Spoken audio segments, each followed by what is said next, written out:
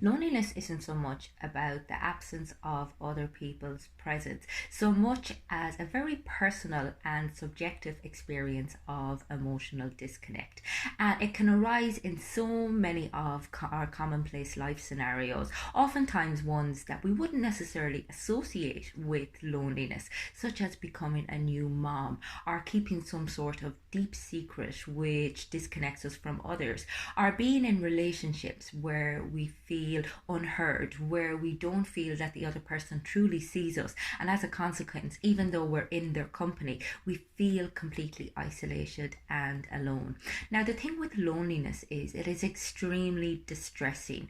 It activates a sense of social rejection, which, from an evolutionary perspective, is highly dangerous for our nervous system, or at least that's the way it's perceived. And as a consequence, our nervous system moves into a very activated state. We become highly stressed, we become distressed, and consequently, it has a very negative impact on our psychological and physiological health, because loneliness is highly associated and correlated with things like cardiovascular disease, as well as mental health problems such as depression, substance abuse, and eating disorders.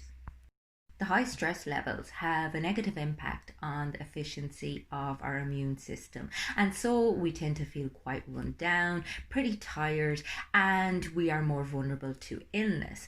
It also has a negative impact on our cognitive capabilities, so we make poorer decisions and we're less efficient when it comes to troubleshooting and problem solving, because the body and the mind are in distress. They assume that they are in danger from the risks that go with social isolation and rejection.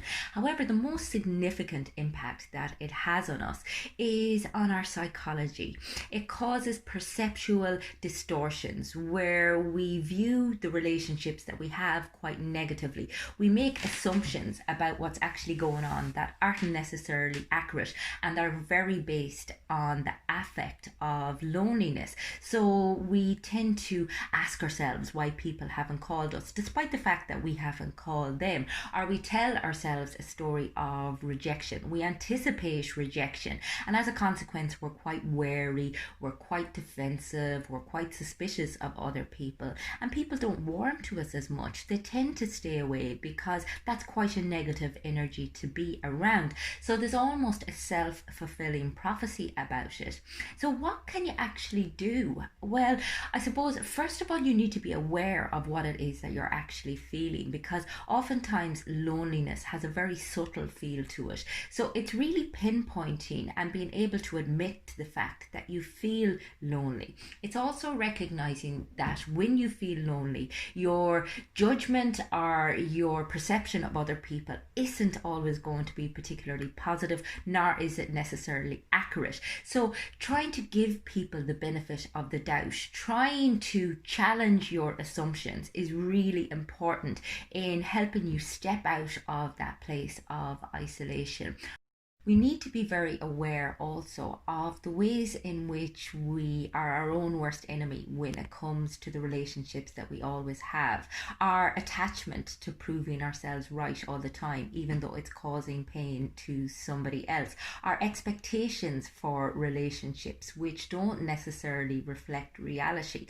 And it's having the humility to examine all of these things and ask ourselves, okay, am I doing things that promote the relationship, or am I doing things that cause a rift or a sense of disconnect? And being very open to work on the aspects of ourselves which are that little bit more defensive or protective in a very compassionate manner, because again we do these things in an attempt to take care of ourselves, but oftentimes they can be self-defeatist.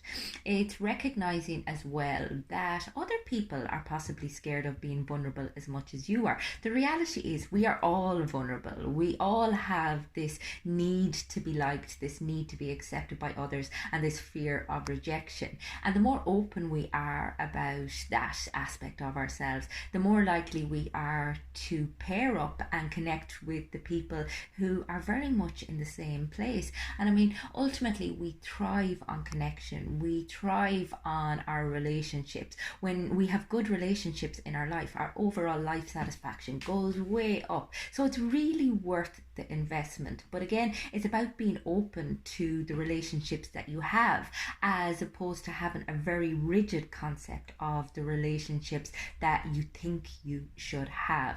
It's also holding on to a level of hope and being courageous in your endeavors. I mean, if we tell ourselves a story of, nobody liking us, then the likelihood is that that's the way in which we're going to behave. And as I said, that can be very off-putting to other people.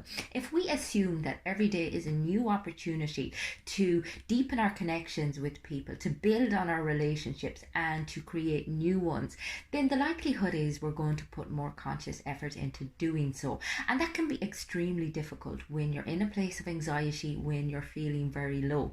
But again, we tend to overwhelm ourselves by assuming that we have to solve our loneliness overnight. It's something that can be done in a very incremental level. Every time that you reach out, even the tiniest little bit, by smiling at a stranger, which is a little bit more difficult with the masks these days, or just, trying to connect with someone even at the most basic level, it builds your confidence for the next time. And there's this snowball effect that can really change the way in which you engage with the world. Courage only exists where there is fear, and it takes a lot of courage to take a risk on other people, to reach out, to apologize, to be the first one to connect. But once we get into the practice of doing so, it really changes our overall life experience and is so good for our overall well-being, psychologically, spiritually, physically, and mentally. If you are struggling with social isolation, if you feel very alone in life and you would like to build the capacity to create greater connections and to work on your current relationships, get in touch with me on my website. It's fundamentals.ie.